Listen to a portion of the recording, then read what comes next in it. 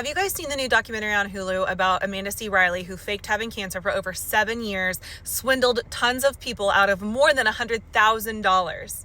She claimed she had lymphoma and had this really detailed blog, and people started noticing that things weren't adding up about her, illness and her treatment. But this woman right here, I wish the world had more people like this woman. This is the whistleblower. She was friends with Amanda C. Riley, and there was one day they were sitting out by their pool, and Amanda comes over and she has this little band-aid, this little circle band-aid sitting behind her ear. And the friend is like, "Oh, what's the Band-Aid?" And she's like, "Oh, I just had fluid drained off my brain," as she's setting down her Stanley and her beach towel and all her stuff, probably lathering up in oil.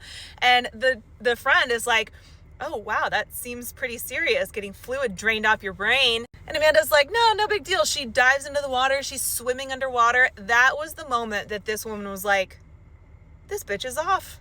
So she sends a very detailed email to Nancy Muscatello, who was the investigative producer who basically blew the story wide open. And now we have the Scamanda podcast and the show on Hulu.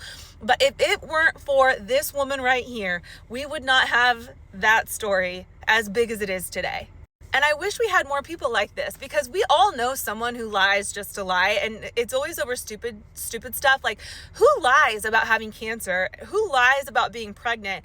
It actually happens so much more often than you think. Have you ever known somebody to lie about something big like that? And I'm not talking about elementary school where your friend said her parents were multimillionaires and they had a private jet.